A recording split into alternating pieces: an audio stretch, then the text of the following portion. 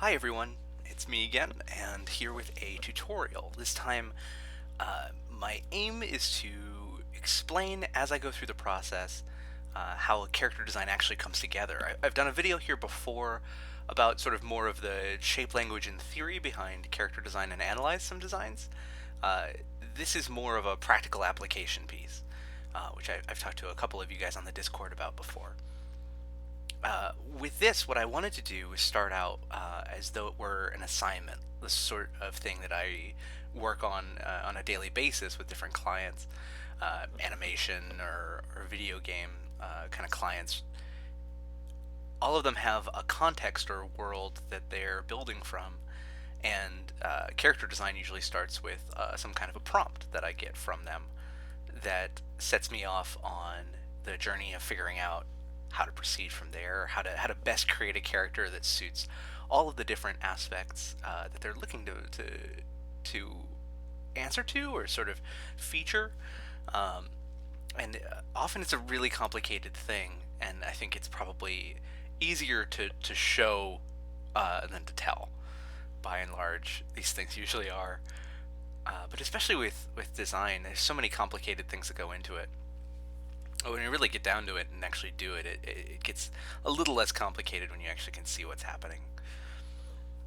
So the first thing I'm doing right here is I'm synthesizing a bunch of, uh, sorry, I will be synthesizing a bunch of these references. I've gone and I've taken some time, actually quite a bit of time, a solid hour, I would say, hunting around, kind of gathering references from different parts of the internet, trying to feature things that really interest me. I believe these are concepts by a guy named Sergey Brosa, um, for a personal project of his that I really loved.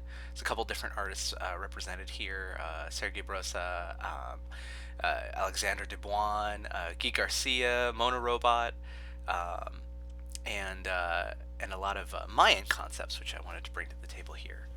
I spoke with a couple other people on the Discord from the group of you guys to establish early on a kind of a prompt. There's a couple things I've been meaning to do and get to within the Jelly world, and this is one of them. What I wanted to create was a character, and I'll post more about the prompt in the actual post itself, so you'll read about it in the body, the text body that accompanies this video. But the basic gist is to create, within the world of Jellybots, there is the soup. And the soup is the other world where jelly comes from, and it's the sort of other dimension that the students are constantly sort of exploring, dipping in and out of, where only uh, kids and the young at heart essentially can enter, because only kids can sort of make the jelly work for them. So to that end, there's this sort of kids only world called the soup. And one of the things I wanted to play with in that space is a character. So there's already Twist, and sort of the main antagonist of the piece is within the soup. But I didn't want him to be entirely alone and isolated in there, um, as the only kind of non-creature presence in that space. Thinking about the space, thinking about the different plot things I wanted to accomplish with it, I thought it would be really fun to play with the idea of kind of a Lost Boys style tribe of kids sort of living wild in the soup of relatively unknown origins. And this is where it gets tricky because I want to play some of this close to my chest, but I'm basically trying to create design for a lieutenant or leader of sort of a lost children faction that make their lives sort of carve their lives out in the sort of wild dreamscape of the soup and live there, um, relatively undetected by anybody else. So all that kind of sets us up. I know going in, there's a couple things I want to accomplish. The references and the thinking that's gone into it is a lot of the work. So forgive me, I'll catch up on the what I'm doing technically in drawing right now in a bit. But I went first to gather reference. It's one of the very first things that I do on most of these projects, is take that prompt, that idea of the world, and go hunting for things that it makes me think about, things that maybe might be sort of a surprising extra thing to add. In this instance, the Mayan influence. because it's a kids only world, because there is this connotation, sort of like Neverland, of being young forever.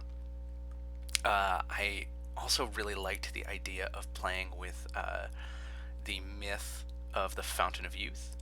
Um, and I don't want to say too much about that, but obviously a big sort of Mayan influence in sort of the history of that particular myth. And I wanted to pull that in as a theme to this particular design and sort of the language of the designs.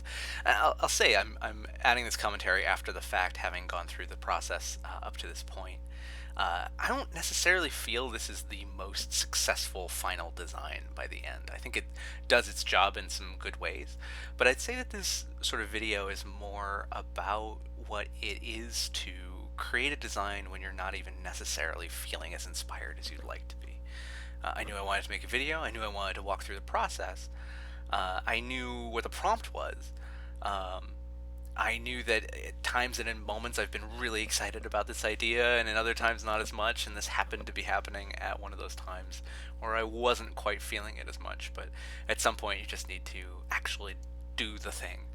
Um, I've talked about it before around here, but I think that concept art, when you're doing this professionally, it's not necessarily about the work that you do on your best days. It's about bringing those worst days up to the level of acceptable professional work, so that when you're not feeling it at all and you're not inspired, you can still uh, function and deliver at a high professional level. And so I would say that this is probably more an example of that latter, than sort of hitting the exact mark that I had set for myself. So with the Mayan sort of influence in mind, the other sort of thing that I pulled from with all those other artists' work, uh, and I'll name them in the post as well, I'll credit them, and I'll post that mood board up along with this.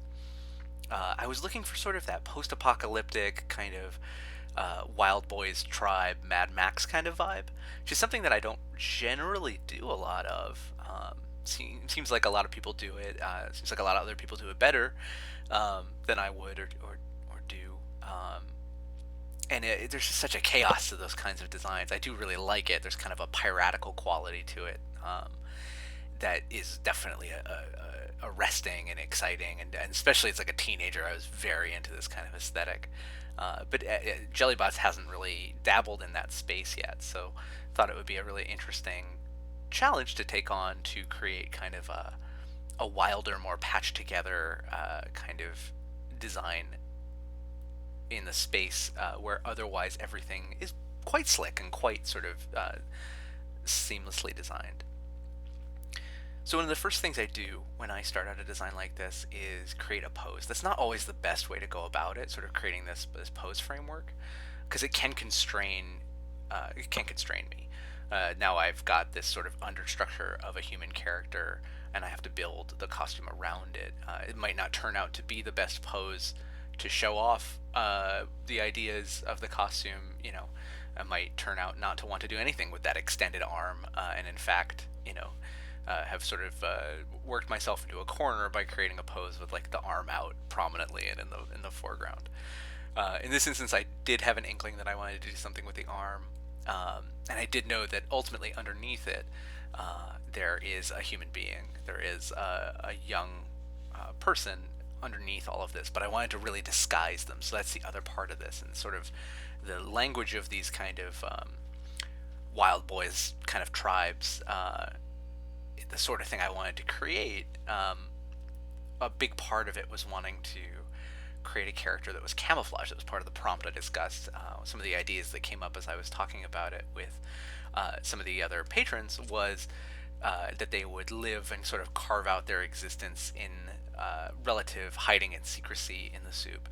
And so you'd want to create something that could be sort of camouflaged. And so I wanted to immediately think about how one of the main statements on the character that I'm creating would have to do with the hidden character and the disguise, right? So there's an aspect that is concealing and an aspect that is concealed. That dichotomy, that 1-2, is something that was a nice simple hook or sort of guiding star that I could hang my hat on as I was going forward. So I know, as I analyze a character going in and I think, okay, so what do I want to draw? What's cool? What really makes me jazzed? And I love masks and I love the kind of aesthetic of Mayan art and masks. And I've never really tried to play in that space before. And here's a, compelling kind of cultural and historical reason to kind of, blur those lines and create kind of a cyberpunk Mayan kind of, kind of art aesthetic that maybe they're creating kind of graffiti on their own costumes that come out of that aesthetic because maybe they've seen a lot of it, or there's some other ancient Mayan kind of art or connection within the world that they're in that they're drawing from. So that's an idea that I have somewhere in my head. The other main idea is the disguise. The something has to be obviously of jelly and of the soup in the design, but it also needs to distinctly break from that to show you that there's something that's being hidden. So the whole thing can't be totally bonkers jelly times. There's got to be some aspects of it that are a little more human, and I think that grounds it too. When you're doing something that's wild with jelly bots, um, the familiar aspects are really the things that are going to ground you. So I'm trying to find ways of I'm obscuring the face in this particular drawing completely with a helmet that I'm borrowing the shape of from one of Alexander Dubois' drawings. I'm thinking about a mane kind of the hairstyle's kind of a mohawk, which kind of brings in that punky Lost Boys vibe that I really wanted to hit, that kind of 80s kind of punk rock thing. Looking at those spikes and sort of patchwork, kind of torn, put together, worn down kind of clothing and costuming. Um, and I'm trying to mix that in with things that are very clearly obvious, and you can tell, there's going to be a crazy jelly shape somewhere on the character, but there's also going to be a visible hand and some visible feet. So even if you can't see their human face, you can still tell that they're human. So that's some consideration that's in the back of my head as I'm doing this. But right now I'm really trying to push the silhouette and find factors or features that really leap out and tell that story to me. And it's not immediate. I think you'll notice as we're going through this, it's something that I riff on and iterate on. So I'll sketch and then I'll lay sort of a semi-transparent layer over it to make it lighter and sketch over that, and I'll erase bits and add new bits in. All of that is just aimed at trying to push the themes and ideas that I'm playing with to the surface. So for instance, here I'm playing with, what can I add to this helmet to make the silhouette more interesting, to bring out that like Mayan crest idea, something a little more blocky and kind of ceremonial looking. So I'm playing with, sort of concealing the mane. Ultimately, I decided that that was too much. It kind of obscured the sort of punkier mohawk, kind of wild, kind of lion's mane look of this drawing. Even though I liked that, I thought, okay, maybe not. But I wanted to let that simmer, so while that was sitting, I was trying to take out what I wasn't finding in that drawing and start a new drawing. Sometimes it's good to start fresh. This one with no anatomical understructure. I just went in for, okay, what if it was a different style of mask, something more like a jackal? A theme that I loved, and if you look at the mood board, there's a couple of masks from the Mayan influence, and a couple of Incan masks I've seen in museums. Not Incan, I'm sorry, Inuit, I believe, masks, where the face of one creature splits open and there's another creature inside, which I thought was a perfect kind of visual metaphor for that kind of disguised face, disguised character sort of camouflaging themselves. I thought it would be a lot of fun to play with a mask inside a mask. So in this instance, I took the sort of lion's mane thing and tucked it inside of a large hood, and that hood has like an eye and some teeth on it. So the hood shape is swallowing the masked face of the character. The cape thing was something I was pretty positive about. I was thinking a lot about these characters kind of in the context of the mercenaries from Princess Mononoke. If you remember that, there's a troop of mercenaries that disguise themselves as oh dear, crap. Sorry about that. A little call there. Uh, oh, we're already too deep in it, so we're just gonna keep going.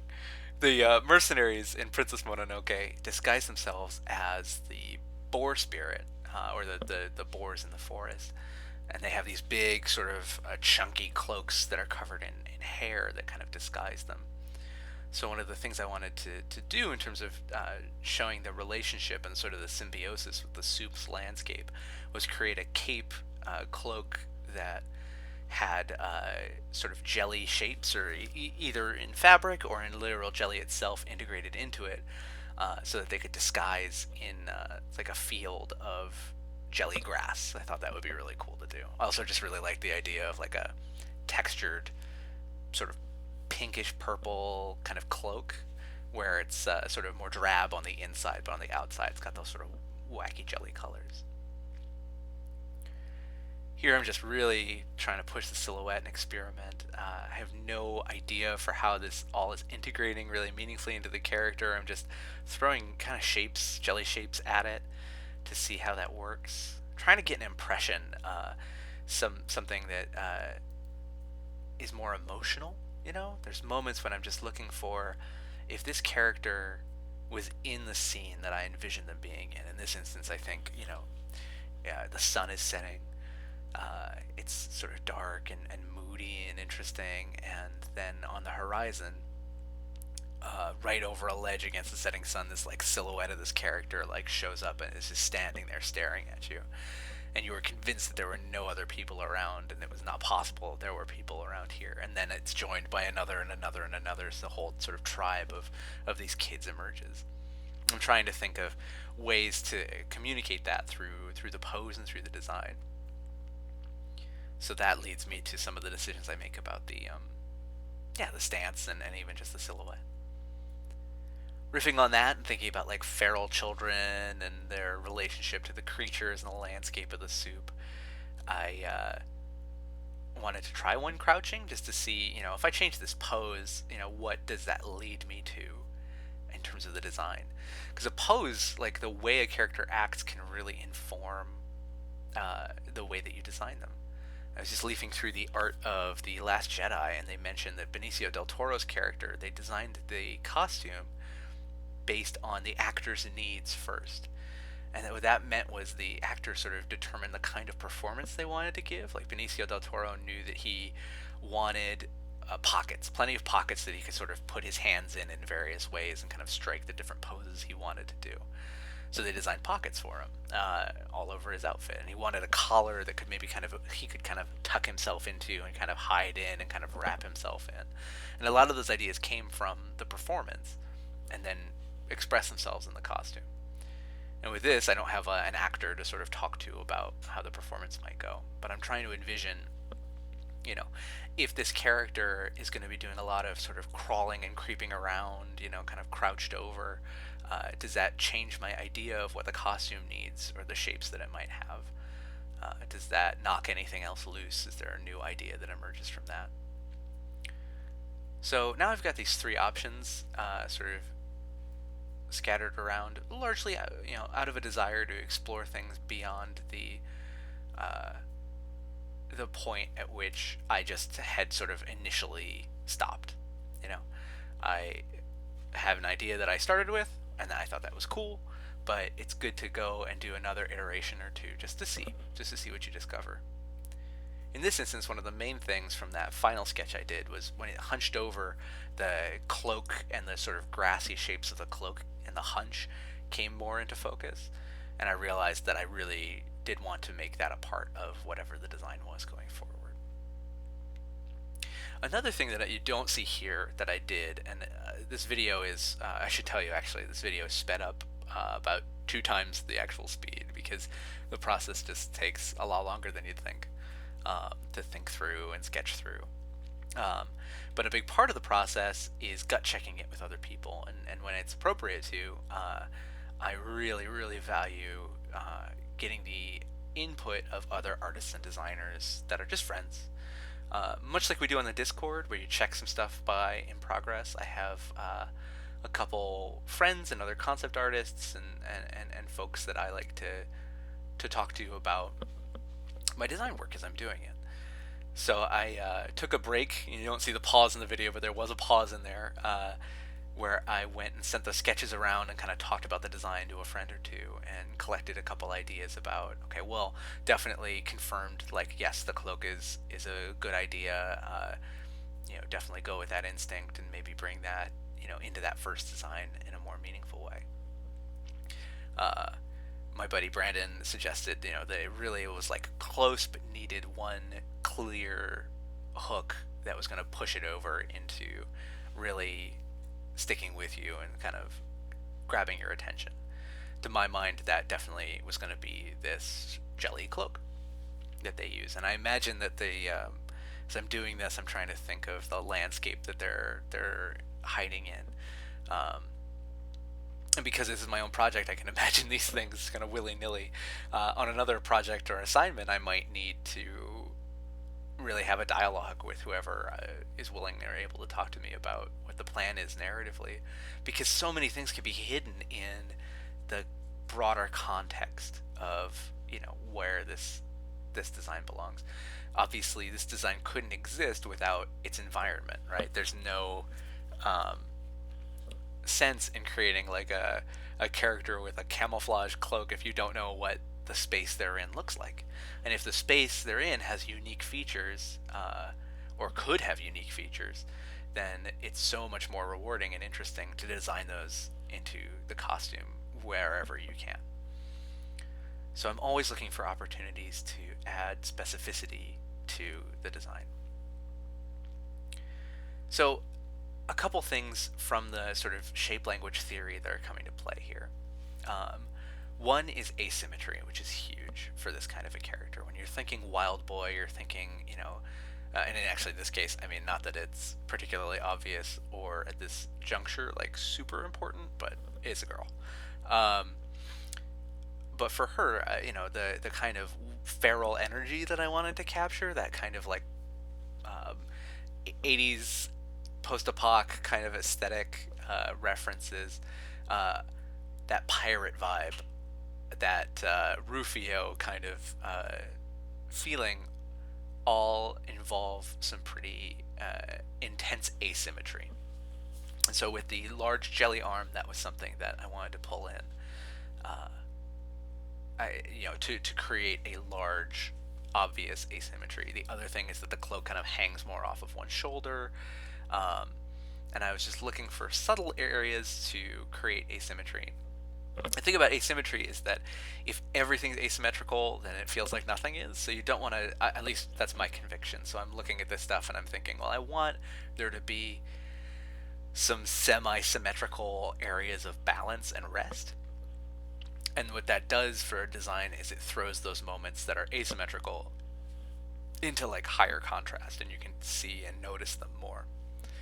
So if the body and sort of chest piece, pants and legs aren't like totally wacky and unique and totally doing their own thing, if the asymmetry is a little more subtle, in this instance I sort of tore the pants, the jeans, a little bit differently. I put one knee pad on one knee and not on the other. But nothing super crazy that's going to change the silhouette everywhere, because the more you do that, the more you get into the woods. You can't tell what's going on anymore, and you lose those moments we were talking about earlier, like that hand or those clear legs, where you understand the physicality of the character that you're looking at. So it's not just total shape salad. So that's a big factor. The thing about the shape of the jelly arm here, it's a praying mantis arm, loosely, kind of a scythe kind of a aesthetic. That came from just purely my own taste, wasn't part of the references, wasn't sort of conceptually originating from anything except a childhood obsession with a book series called the Ba Log series by China Miéville.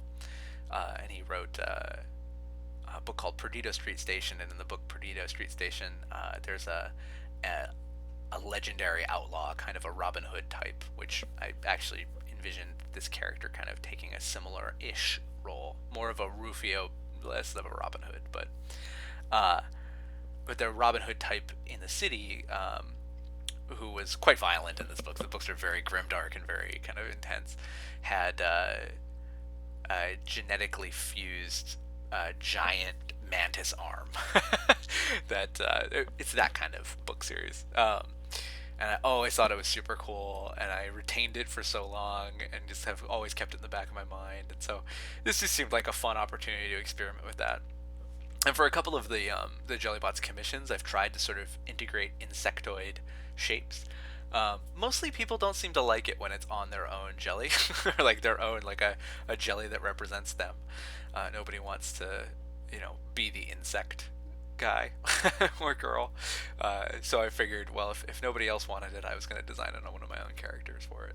Because I kept trying it out and thinking it would be a fun kind of set of shapes. There's only so much you can get out of like the octopus jellyfish kind of set of flowing, inky, goopy, drippy shapes. Um, so in this instance, I wanted to go with that. So now that one of the things I'm doing here, and I think is important to point out, is that mostly I've gone from large shapes into small detail. I'm looking at, okay, the swoop of the cloak, the big sort of pad on the shoulder, the stance of the legs and stuff like that, the big arm kind of swinging out to one side, and trying to frame the smaller details that I'm creating within those larger shapes, so that those big shapes, the big collar, the big sweep of the cloak, the big sort of pooling of the cloak on the floor, so all of those kind of are the first most important thing, and all these little kind of cloth shingles that kind of mimic the jelly on the cape, but that are happening on the shoulder here.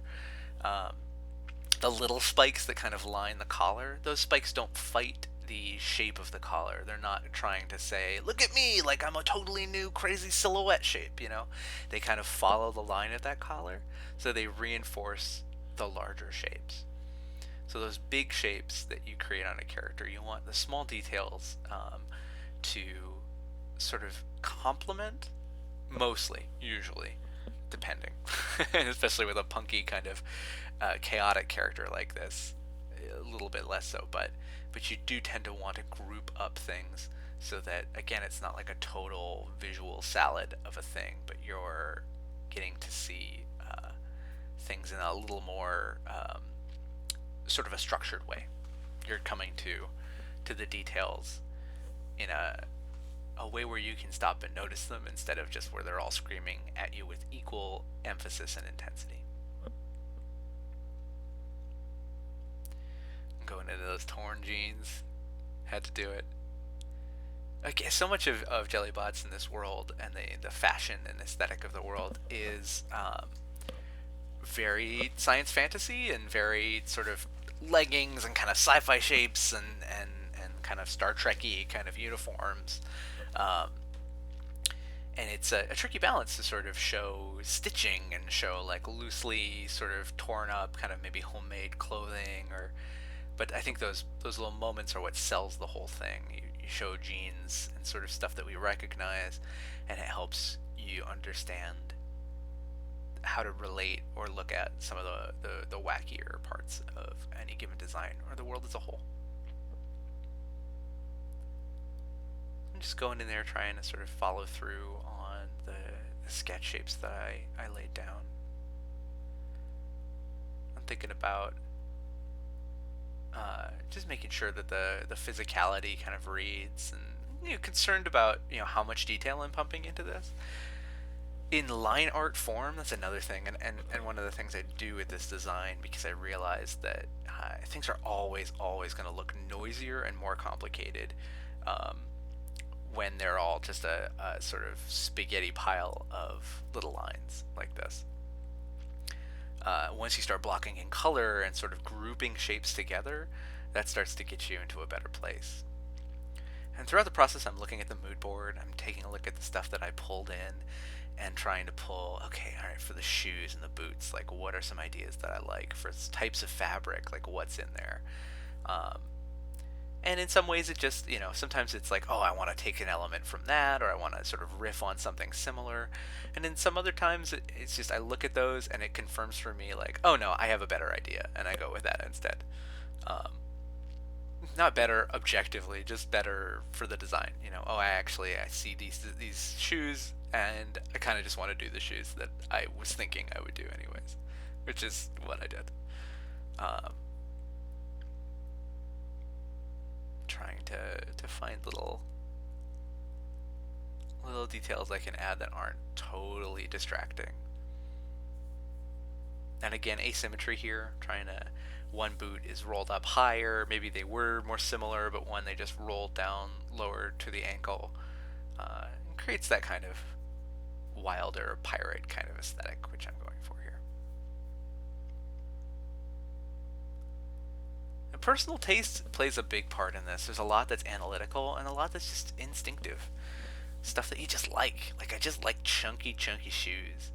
And sometimes you have to talk me out of it to do anything else.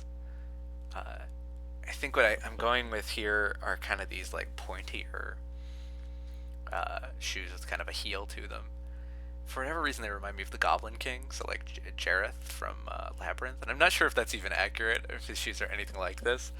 Um, Sometimes it's not even. I think I was thinking that as I was doing it, but I didn't even want to go look at what those looked like because it was just a feeling I had.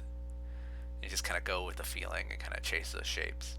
They don't have to make sense right now. You can make sense of those large shapes that feel good and then kind of go in and sort out the details. Okay, what is what and how does it attach to the other thing and how can I make this like look semi-realistic? The funny thing about this is if these two shoes are the only thing that are symmetrical-ish in this design, like, that actually might wind up being a problem. So I need to think through that as I go. You want to be consistent, but it's a tricky beast. The whole thing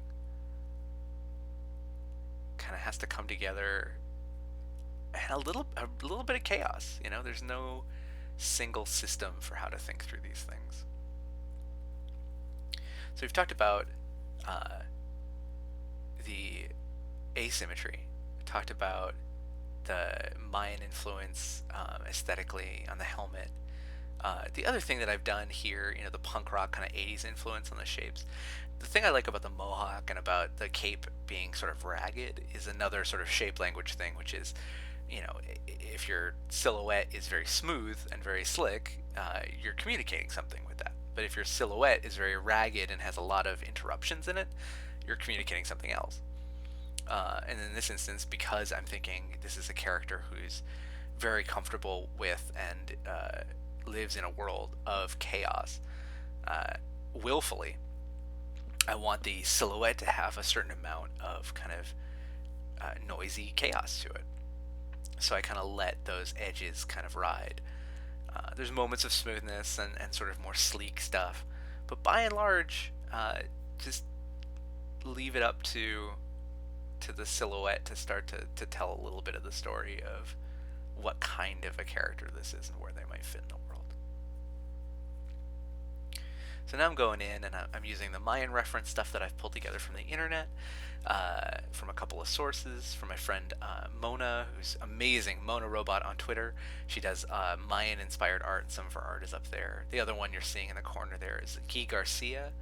And Guy, I'll link his name and accounts directly in this post, is just a great designer, just super, super fun, really adventurous shapes. He's here on Patreon too. He's making a project called Cauldron, and the design stuff he comes up for that is just always like really, really fun. And he pushes his stuff a lot further than I think I've ever been brave enough to, even with Jellybots. So it's always very inspiring to see how far other people are willing to push their designs.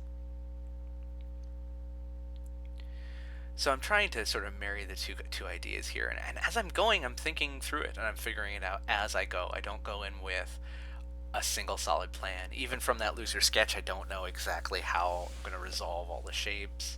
I'm playing with, okay, do I want these sort of jagged extrusions from this jaw piece? How angry is the brow? what's the expression I want on this main mask face. And then here I'm really starting to say, I'm going to commit to this idea of this one face splitting and opening up to reveal the second one. Even though at this stage, looking at what I'm drawing here, it's not yet sort of clearly its own face, even with that eye. And with that eye, thoroughly brings us into sort of like a bird-like parrot kind of visual, which I didn't necessarily intend. I did bring in the parrot nose shape from those Inuit masks I mentioned that split open. It's usually a bird form that splits open, and there's like a human form underneath or inside it. And I wanted to create a couple different false eyes, and actually this little shape, this sort of little slot, is where the actual real eye is located. But again, in Sketch without color, it's harder to sort of see what's going on there. And even at the end of this process, if I actually went in and refined it more closely, I think I would do that differently, and make sure that little slotted eye piece is clear when you look at it closely. That's like the one that's actually looking at you, because that can be a really fun thing to have false eyes, but it's only fun if you don't actually convince the viewer that all the other eyes are the actual eyes. You have to create some unease, some uncertainty.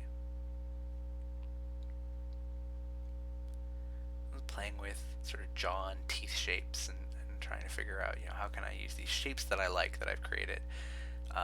This ear piece, this kind of jaw piece, this helmet in several chunks, to tell the story.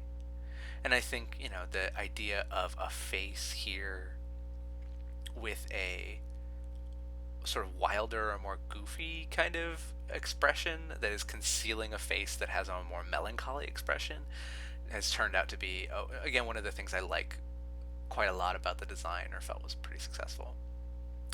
I apologize for any motion sickness you guys might be having as I'm doing this. I do tend to zoom in and out a lot, and as I said earlier, this video is sped up a little, so that might be a bit intense.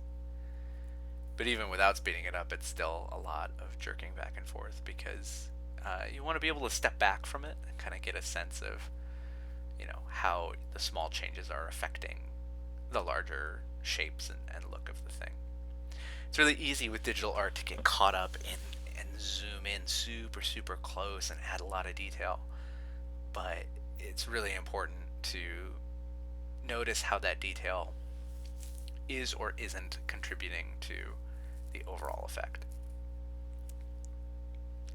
Oh, I added in there over the earpiece kind of a screaming mouth. I thought that'd be kind of a funny little bit of graffiti for somebody to create for themselves. The idea that their ear is in fact like a screaming face just seemed like a funny little metaphor. Very punk rock.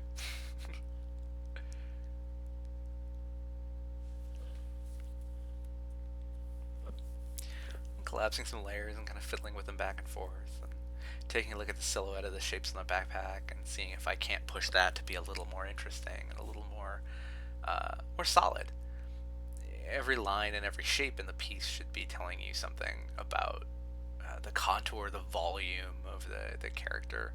I think what's fun is, here I've created a hunch that is basically their bedroll, sort of a backpack that they carry around. So there's a implication of function and of living and of sort of a nomadic kind of camp kind of life that's hidden and concealed, which I think actually does a pretty good job of telling the story I want to about the place these characters have in the world of Jellybots. But again, without a clear sense of the personality going in of this particular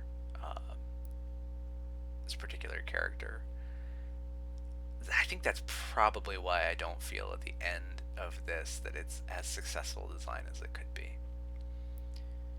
I think usually, and I've checked in and I spoke with a mentor of mine and a friend who, in not as many words, sort of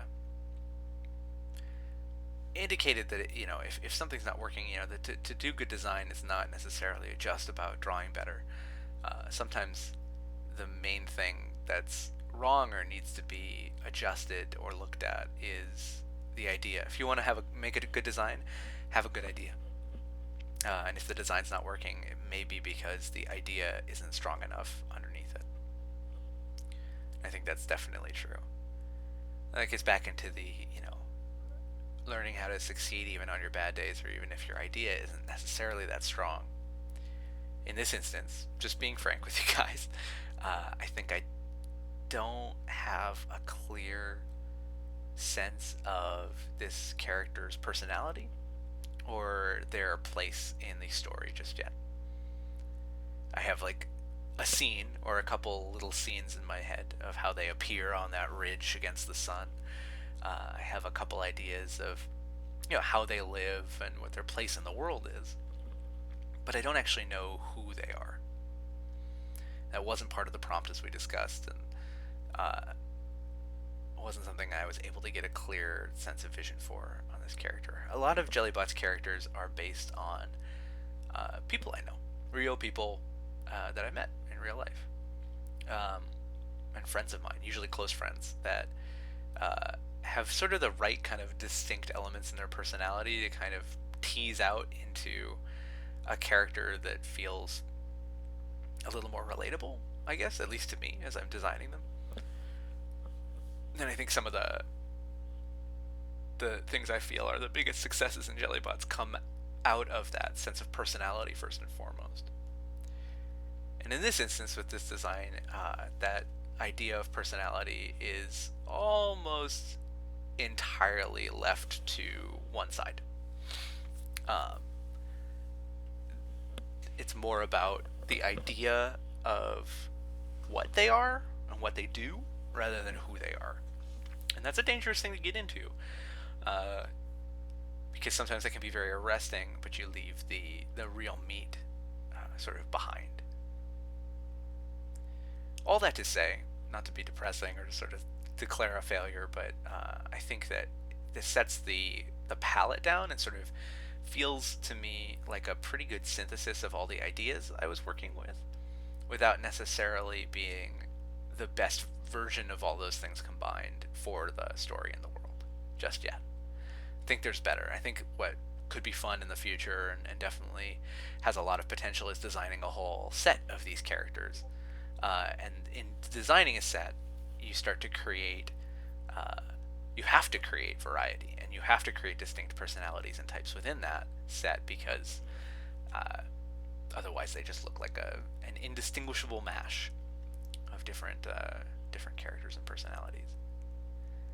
This is a big reason why I look up to designers and storytellers like Hayao Miyazaki. They clearly design based in a really clear understanding of the story, of the personality of the characters, of the spirit of the character they're trying to get across, and not just out of like the cool factor, but the cool factor comes out of what they were going for. And frankly, like, especially when you're doing like a cool punky Lost Boys post-apocalyptic thing, it's all cool factor. But I definitely wanted to talk about it in the video because that's not all there is to design. Certainly the cool factor is huge. Certainly you can make a career off of just cool stuff, just rad stuff, and that for sure is a big winner in video games. But I think once you start to get into animation or storytelling, the design process is quite different. There's legitimately a different psychology going into a design that has a context within the story than just a context of being a sick character to fight other characters with, if you catch my meaning. Some of us in the Discord, this will probably date this video if you're listening to it later on, but we're discussing the design of Brigitte, or Brigitte, I think, in Overwatch, one of the new heroes. And what's interesting about her is that she actually feels to me, anyways, just editorializing, as one of the less successful hero designs in Overwatch, because she feels like a character who's designed for the story rather than for the game.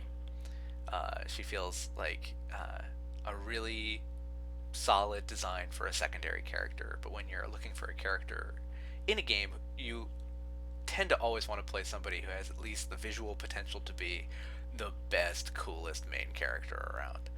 Um, and that's why a lot of video games don't translate really well into designs for stories, even though the designs are really cool. Uh, Everything's at 11. You know, everybody's cool, everyone's special, so nobody is. And here's a fun idea that I just came up with as I was drawing this, that I felt pretty cool about. Not to put too fun a point on it, but the idea that the mantis arm jelly kind of wraps around them underneath this cloak and actually comes out the other end of their collar and creates kind of a fur lining. Brooks had actually suggested the idea of jelly as a fur kind of lining of a collar, and I didn't think I was going to be able to get into this design, because I knew I was definitely using jelly for the cloak and definitely using it for the arm. Um, but by color coding the two different things, the cloak's jelly will be pink, this will be kind of this soft blue purple. Um, I was able to get both in and kind of create this like fur lining, kind of a bomber jacket look that I quite like. Um, so yeah, so I think that this particular character, uh, she's coming together a little bit more like a video game design than like a design for animation. By which I mean quite complicated, a lot of cool factor going on, but not necessarily a lot of restraint and emphasis on sort of performance related stuff. Um, and what I mean by that is, there's not a lot of super clear opportunities for super clear acting, if that makes any sense. I think that when a design is really complicated, it's hard to tell what it's feeling. Even if they're in a strong pose, the more complex you make a design, the harder it is to get a lot of variety out of it in terms of its performance when it's acting in a story. So that's often why animated characters are simple, even nowadays, because you're no longer constrained by having to draw it again and again. Now you can just create it in 3D and animate it. But the needs of performance, acting, and telling a story mean that costumes still have to have some degree or element of simplicity. Um, I don't want to totally pick on Transformers the whole video. I've been thinking about it a couple times already about just how much of a mess those designs are. But the Transformers movies designs, it's really difficult to get them to act meaningfully or like discernibly on screen. If you watch those movies, you'll notice, I think, I'm pretty sure I'm onto something here, that it's pretty hard to tell what they're feeling or thinking at any given moment. They just always look cool, or kind of cool. I don't really like the way they look, but they always look like big badass robots. But you're not getting a lot of subtle performance. This is not the most important thing to the way they were designed. They were first and foremost designed to look really sick. So that's a dangerous trap to fall into, because it's definitely a pretty impressive thing when you design something that looks really sick, but it might not be what's best for your project. So that is a word of warning, and something that I try to be vigilant about with Jellybot's designs is trying to make sure that they all find their place in relation to the others. And again, one of the things I feel like got a little bit away from me on this one. Cool is not always the best end result. So what I'm doing here, and have been doing, is I went in to block in some color, and I realized that the design was getting so complicated, and I felt like it was just really out of hand, to that extent that kind of Transformers-esque kind of mashup of shapes and details.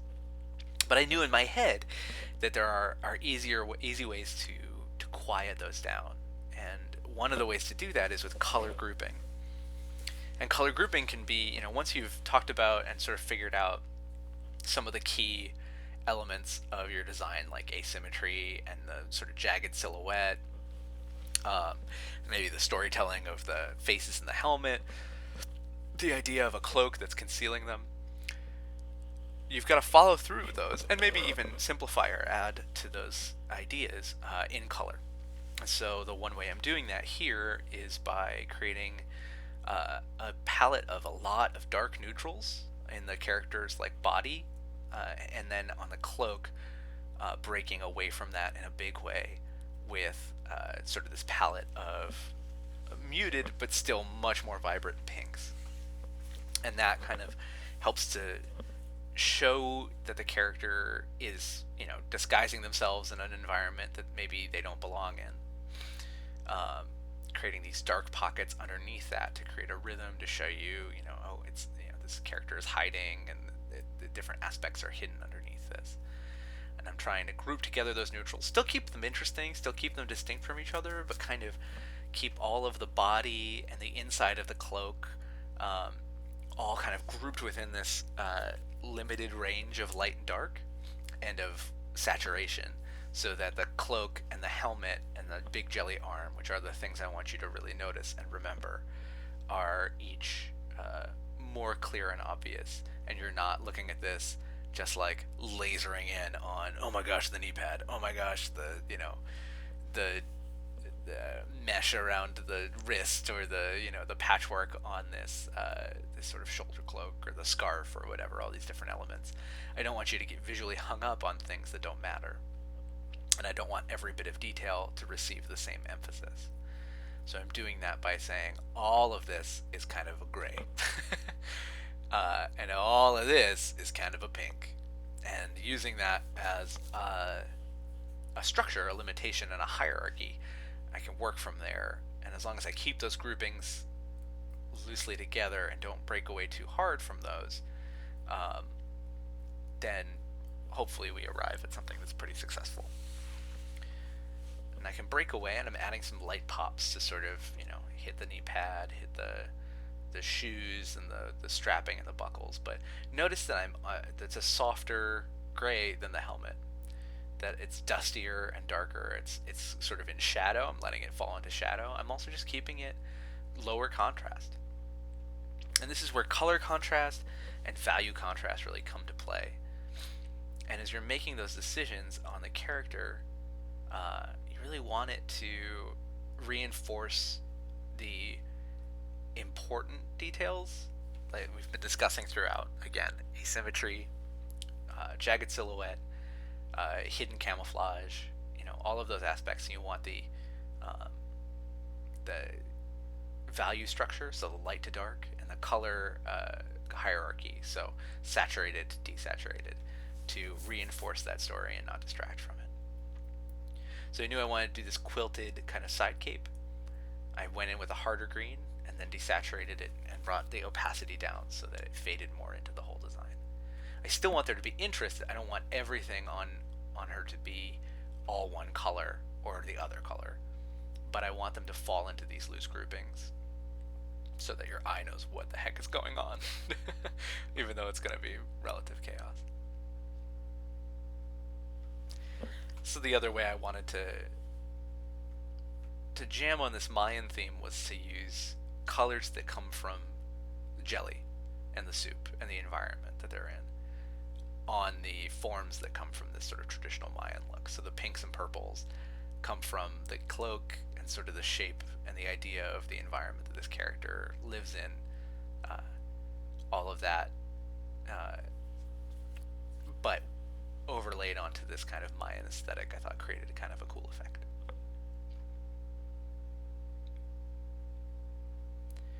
And I'm reserving the brightest kind of chalky kind of blue-white kind of color that I'm using here for the face and sort of skull kind of motif over the main face here, because once again I just want you to look at their face. I want you to see the mask and not get too caught up in the other details. I could use that same intense white on the collar or the little buttons and spikes on the collar and stuff like that, and I do eventually address those a little bit, but I really don't want them to be distracting. So I want the face to retain the lightest light that I'm using here. So then the mask, I'm realizing too that I want to create It's a pretty complicated piece of design there. There's a lot going on in this mask. There's a lot of shapes, and they're not all super clear. And I'm realizing that as I go zoom in and out. I'm like, I don't know if that's telling the story quite right yet. I can see the one face, but I can't tell that the other face is splitting open or that the other thing's an eyeball. It's just kind of a lot of abstract shape, and that's fine. Ultimately, I want it to be abstract shape, but I want you to also, when you're looking even closer, to be able to notice that. So I've gone and made some adjustments, thrown some pink in there, tried to punch up the jelly botsiness of the outer layer of the costume, because it was all feeling a bit too drab and didn't feel quite as related to the soup and the world as I wanted. I was messing with the translucence of that jelly arm. I know I want something a little bit more out of that too, which is on its way. I'm gonna fuss with that in a bit. I'm trying to add some color variance, just a little bit more to it to give it a little more dimension. And this piece, because the design aspect is what I wanted to talk about, I'm not going to take this at this point to a high degree of finish. I've talked about that to death in the last couple of videos, how I do sort of more polished character design. This I really wanted to focus on the ideas of design, so it's going to remain relatively sketchy, but all the elements will be there. So playing with some striping, give it a little more pattern, kind of bring it into the kind of patchwork patterned aesthetic of the whole thing, but keep it subtle so that it's not, again, creating too much crazy contrast.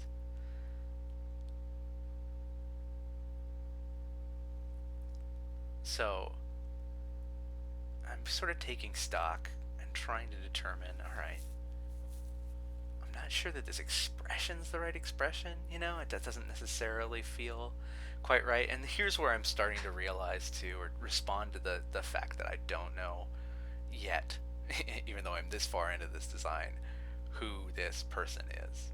Well, how would they want to present themselves? Would they want to show a sad face to the world, or do they want to show a more warlike, kind of wild face? So I'm trying that expression out on them. Ultimately, I leave it this way for a bit, but I reverted it to the sad face, because even if I'm not sure about the character, I think that overall look and feel felt just more interesting to me. So I'm bringing out the spikes and buttons. Again, look and notice that it's a cooler gray. I'm still never approaching the heat or intensity of that skull whiteness. Just keeping it subtle. And again, realizing that the mask is still not reading as clearly as I wanted to. I'm starting on a whole new layer, and I'm just painting right over it. Nothing sacred about what I've sketched so far. Trying to add like a whole jaw shape so that you can tell that there's this external face and the jaw is wrapping around the internal face of the mask. So throwing some teeth in on that jaw. I'm enjoying the shape of this sort of weird wild grin. That feels good to me. Something I would probably emphasize a lot more on a second pass on the design. And I'm liking aspects of that a lot more.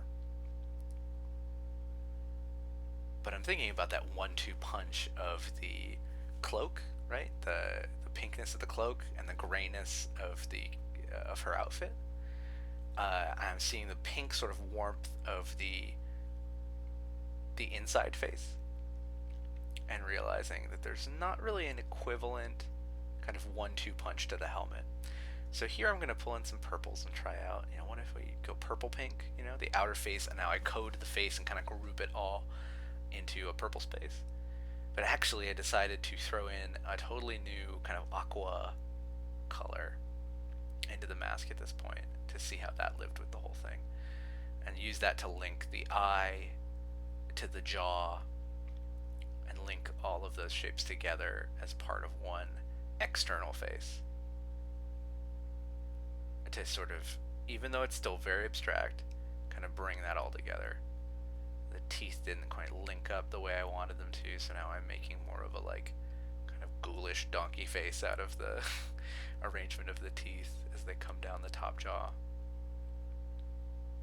And even even think that's a word, top jaw. It's just the upper teeth. The only jaw is the lower jaw, but just go with me on this word adventure. So yeah, I got some sort of spirally teeth, which I'm borrowing from some of the Mayan designs that I really liked. It's not the clearest, it's still not obviously a face, but the division between that and the interior is more clear. There are two different color spaces now, which I like. I think it's working better. And I like leaving that little earpiece with the screaming mouth kind of as its own quiet little detail. But that's one of those like little metaphorical opportunities, right? It's things like that. You can design the character's ear as though it were a screaming face that kind of tells you a little bit about how they see the world, or how they just aren't interested in listening to what you have to say. So I thought that would be a fun bit. Kind of wrapping the jelly around the bedroll, creating that internal silhouette a little bit. Just trying to bring a little more clarity. And I'm fussing here and, rounding in on some finishing touches, all in all. But feeling pretty good, pretty solid about where things stand. Trying to quiet down that big eye socket, make it into a color, it's not something now that's like a hole in the mask, because I still want that little tiny sort of notch for the real eye, to have that little tiny bright shine of someone's real eye looking at you in there. And I want that to draw some attention for somebody who's looking closely.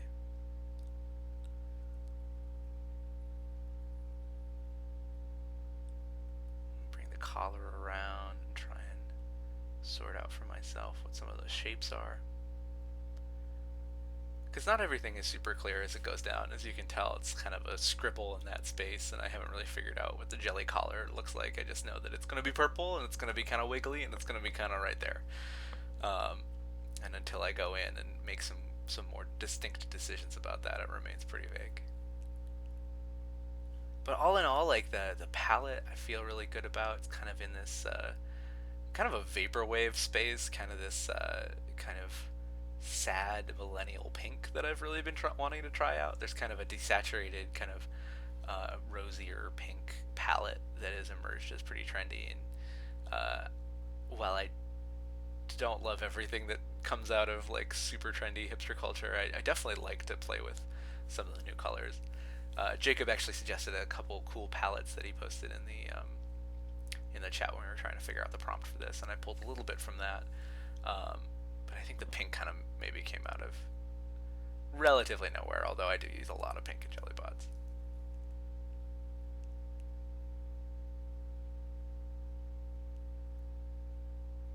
So I'm looking at it and trying to assess what needs balancing and where I want things to fall, and I'm realizing that I feel like these feet are a little too symmetrical. Like I mentioned that earlier, they might be. I'm thinking about creating those 3 holes are like a classic anime move, but they're already on the knee pad, so I thought I would probably go with something else. And there are aspects of this that are just purely, just free association. You're just riffing and just throwing things at it. Not everything has a total reason. It's not all a system of logic. Sometimes it's just chaos, and you're just responding based on the reference you've internalized and just the stuff you like, stuff that you just think looks cool, looks good. It's a big part of it. I'm pretty guilty of intellectualizing a lot of this process. I apologize if that's thrown anybody off, because there is just an aspect of like, yeah, a magic 8-ball. I'm just going to throw an 8-ball on there. I don't know what the 8-ball means to this character. I just think that's the kind of weird, punky, kind of graffiti kind of thing that a bored teen might throw on their shoe. And with that, I think we're done for now. Cheers, guys. Thanks.